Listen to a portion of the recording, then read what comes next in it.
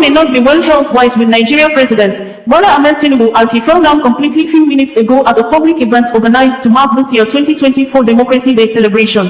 A video posted online that captured the moment President Bola Ahmed Tinubu fell down before help could come his way showed the president enter the ceremonial vehicle position to enable him move around the Eagle Square Stadium to inspect and review the military and paramilitary parades lined up for the June 12th Democracy Day anniversary. It was observed that President Bola Ahmed Tinubu entered the vehicle completely and while trying to stand up and wave to the crowd, he fell down completely inside the vehicle.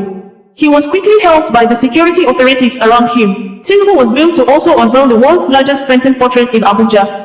After he arrived Eagle Square for the Democracy Day celebration, it would be recalled that President Bola Tinubu had on Wednesday delivered the 2024 Democracy Day speech, addressing a variety of issues affecting the country. Excerpts of the speech reads below. My fellow Nigerians, let me begin by congratulating all of us for witnessing the celebration of another Democracy Day today, the 12th day of June 2024. This year also marks our nation's 25 years of uninterrupted democratic governance. On this day, 31 years ago, we entered our rites of passage to becoming a true and enduring democratic society. Going through this passage was hard and dangerous. During the fateful 6 years that followed, we fought and struggled for our natural rights as human beings put on this earth by the divine hand of our Creator. We lost great heroes and heroines along the way. In this struggle, the winner of the June 12, 1993 presidential election, Chief MKO Abiola, the most significant symbol of our democratic struggle, his wife, Kadirat, General Shehu Musa Yar'Adua and Pa Alfred Riwani, among others, sacrificed their very lives. They bravely surrendered their futures so that our nation might have a better one. Let us honor the memories of Chief Anthony Enahoro, Chief Abraham Adesanya, Commodore Dan Suleiman, Chief Arthur Nwankwo, Chief Chukwuemeka Ezefe, Admiral Ndubisi Kanu, Chief Frank Kokori, Chief Bola Ige, Chief Adekunle Ajasin, Chief Ganiu Dawudu, Chief Ayo Fasami, Chief Ganifa Welimi, Chief Olabi Igirujaye, Dr. Beko Ransom Kuti, Chiwa Obani, and others who have transited to the higher realm. The sacrifices of General Alani Akinrinade, Professor Bolaji Akinyemi, Professor Wole Soyinka, Chief Ralph Obayoha, Chief Cornelius Adebayo, among many others, should never be forgotten. For at least 6 years, they bore the pains and difficulties of life in exile. While the exiled pro-democracy activists kept the fire burning, their comrades at home sustained the pressure on the military brass hearts.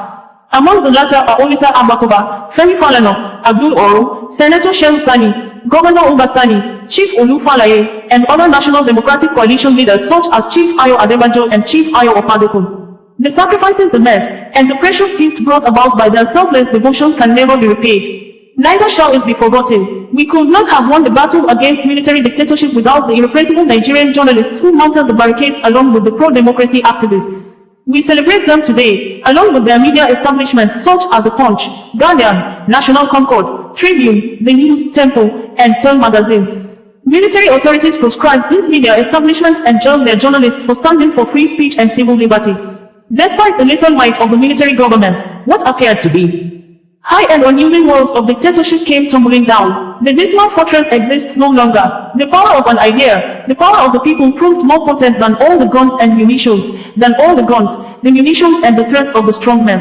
The nation exited the yoke of military rule in 1999 to become the most populous democracy on African soil, the beacon of democratic self-determination for the black race and one of the largest democracies in the world. This change stands as a pivotal moment in human history. From this change, we shall never turn, nor shall the annals of mankind's progress forget the sublime meaning of this great moment.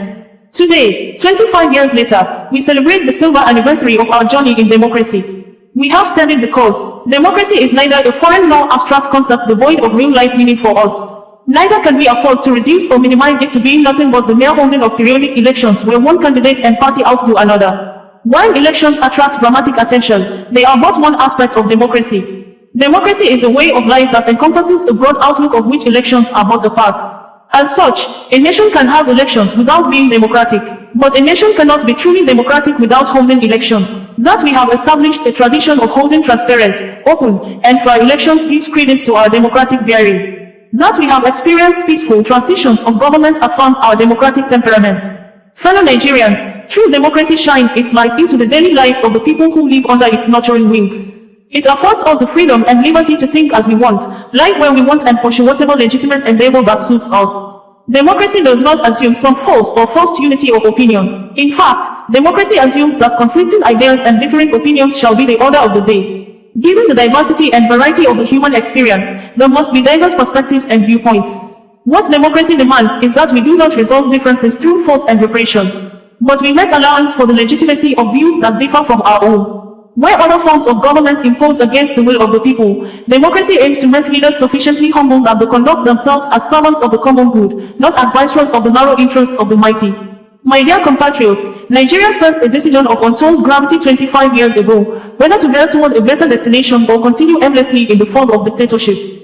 We made the right choice then. We must continue with that choice now. As Nigerians, we must remind ourselves that no matter how complicated democracy may be, it is the best form of governance in the long run. We must also be aware that there are those among us who will try to exploit current challenges to undermine, if not destroy, this democracy for which so much has already been given. These people do this not to make things better but to subject all other people and things to their control and dominance until the point that, if you are not counted among their elite, then your life will be small and no longer owned by you. This is the great battle of our day and the major reason we especially celebrate this Democracy Day. Fellow Nigerians, our democracy is more than a historical fact. It is a living, breathing reality. The true meaning of this day is not to focus solely on the great deeds of the past that have brought us to this point. Yes, we pay eternal honor to those who laid down their lives, sacrificing everything to pave the way for the nation. I stand uniquely placed in this regard. I was among those who took the risk to midwife the birth of our democracy. I am now a direct and obvious beneficiary of the fruits of those historic efforts. As president of this nation, I am morally and constitutionally bound to preserve this precious form of governance. I vow to do my utmost best to protect your rights, freedoms, and liberties as citizens of Nigeria. Even more than that, I pledge to do whatever is necessary to cement democracy as our way of life. Although the challenges are steep and multiple, I am grateful to lead Nigeria at this moment in her history and point in her democratic journey. I come before you also to declare that our most important work remains before us. This real test has never been whether we would rise to challenge the slings of misfortune and grievous pain of dictatorship. The real test is whether we shall lower our guards as the shadow of despotism and its evident physical danger fade. I say to you here and now that as we celebrate the enshrinement of our political democracy, let us commit ourselves to the fulfillment of its equally important counterpart, the realization of our economic democracy. I understand the economic difficulties we face as a nation. Our economy has been in desperate need of reform for decades. It has been unbalanced because it was built on the flawed foundation of over-reliance on revenues from the exploitation of oil. The reforms we have initiated are intended to create a stronger, better foundation for future growth. There is no doubt the reforms have occasioned hardship, yet, they are necessary reforms required to fix the economy over the long run so that everyone has access to economic opportunity, fair pay and compensation for his endeavor and labor. As we continue to reform the economy, I shall always listen to the people and will never turn my back on you. In this spirit, we have negotiated in good faith and with open arms with organized labor on a new national minimum wage. We shall soon send an executive bill to the National Assembly to enshrine what has been agreed upon as part of our law for the next 5 years or less. In the face of labor's call for a national strike, we did not seek to oppress or crack down on the workers as a dictatorial government would have done. We chose the path of cooperation over conflict. No one was arrested or threatened. Instead, the labor leadership was invited to break bread and negotiate toward a good faith resolution.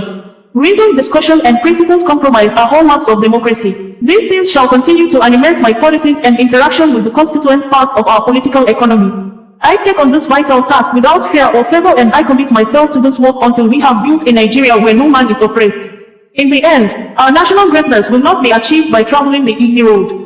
It can only be achieved by taking the right one. The words of the American President Franklin Roosevelt certainly ring true. There are many ways of going forward, but only one way of standing still. We dare not slumber lest the good things awaiting our immediate future pass us by.